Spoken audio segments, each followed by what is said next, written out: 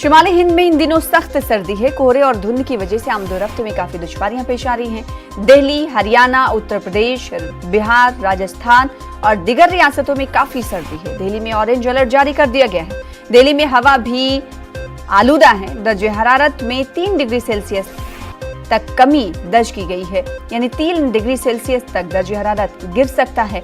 महकमे मौसमियात के मुताबिक आइंदा चंद दिनों में दर्जे हरारत मनफी से भी नीचे गिर सकता है। इन दिनों रेल और हवाई खदमात बुरी तरह मुतासिर।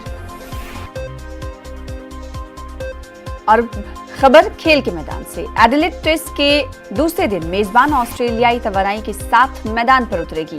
पहले दिन पहले और तीसरे सेशन में ऑस्ट्रेलिया की गेंदबाजों ने अच्छा मुजाहरा किया था। मेजबान टीम की कुछ मदद टीम इंडिया के बल्लेबाजों ने भी की।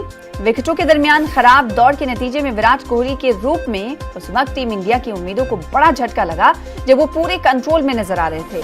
कोहली के पवेलियन लौटने के बाद ऑस्ट्रेलिया के गेंदबाजों ने नई जोश से गेंदबाजी की। कोहली जब आउट हुए तो उस वक्त टीम इंडिया का मजमूई स्कोर 188 था। दूसरी नई गेंद से स्ट्राक ने कहर बर्पा किया।